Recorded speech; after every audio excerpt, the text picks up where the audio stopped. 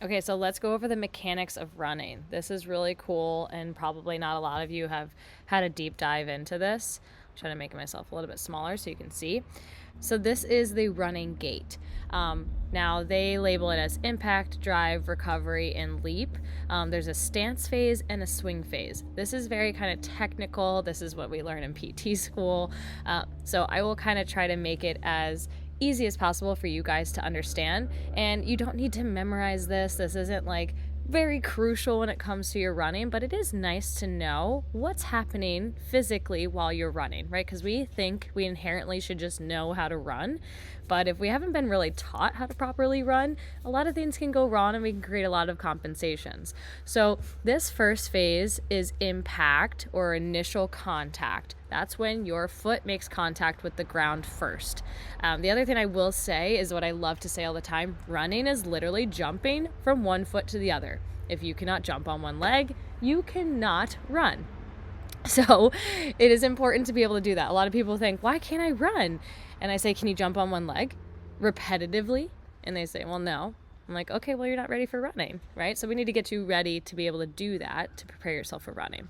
So impact. First thing that makes contact with the ground. Now, you want to have some heel strike with this. Does not mean you need to be completely heel striking. Everyone's running pattern is slightly different, and it will change depending on if you're having pain. Now, people that have a really heavy heel strike tend to have shin splints. So it might be better that you have a little bit of a flatter heel strike when striking at first if you're experiencing shin splint pain. But this, you can see their foot is flat. They're kind of transitioning into this drive phase. But you spend about 40% of your time on one leg. The 60% is during the swing phase, so when that other leg is up in the air. The other 40% again, when you get onto that impact. So you're switching from leg to leg.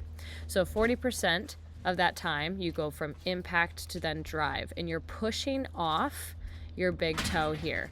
So I will kind of zoom in on this drive, but you are going to be pushing off, that wasn't a good box, pushing off your toes. So if you don't have that big toe extension and you're picking up your foot too early because of knee pain, that typically happens because the body does not want to push off through the knee here. You'll get that early pickup off of the foot. So you maybe are spending 30% of your time or 20% of your time on that leg because your body wants to get off of that knee as soon as possible. So our goal is that you make impact here, you do somewhat of a heel strike, and then you move on to pushing off with your toes, and then we move into the swing phase. So swing phase, his leg is extremely bent. That is not realistic, nor should you be doing heel to butt there. But you're going to be doing a recovery here by allowing that leg to swing backwards. And then you're going to be driving it forward. So knee is driving forward here to then again make that initial impact with that foot. So again, you're going from one foot to the other foot. But main takeaways from this are somewhat of a heel strike, maybe mid-foot strike. I am a toe runner. I will say that. I literally run on my toes. That is something I've done my entire life. I don't have knee pain while running, so it's not necessarily something that I'm fixing. I definitely do it more when I'm sprinting, because when you sprint, you will be on your toes. But if you don't have problems with your running gait, it's not something you necessarily need to change. Don't change what ain't broke, right? But if you are having knee pain with it, maybe we need to look at your running gait. Now, some things that I typically see, so we're going to get rid of that and then go over this. This is called a hip drop or Trendelenburg. So this is what I see almost 90% of the time when people have knee pain. And it is when this angle here between the hip and the knee becomes drastic, as opposed to this angle, not so drastic, right? So your hips should be level as you're running. They should not dip. When you have a dip in the hip on one side, that is the glute, or that side of the leg is weak. Now you might be level when you make foot strike with the right foot, but every time you make impact with the left foot, you get that hip dip. So that would mean your left glute and left side is weak, and that's the side that needs to be worked on. I would say 8 times out of 10, maybe it's typically the side that we have knee pain. Sometimes it's the opposite because we're causing compensation. So maybe you're overutilizing your good side or your stronger side. But you can see in real life pictures here, hips are level, right? And then we get that hip drop happening here.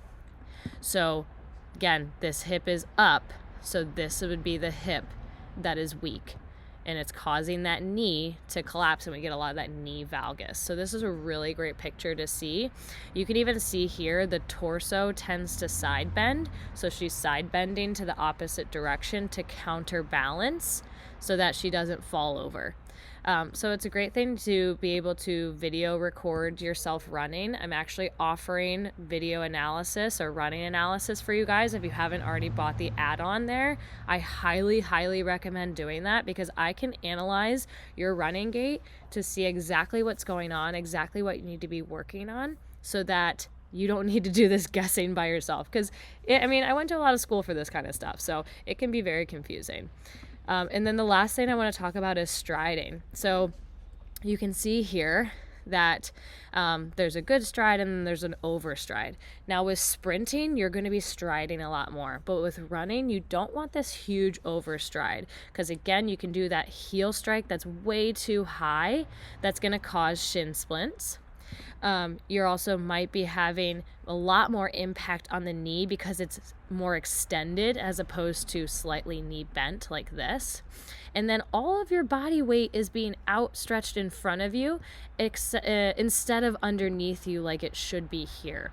So this typically causes a lot of problems when we have overstriding. So I like to mention these things because that might be some of your problem. So I would highly recommend you taking a video of you running from the front, from the back, from each side, and you can start to look at these things, or you can send it to me if you purchase that add-on, and I will be able to analyze it for you, send it right back so you know exactly what's going on.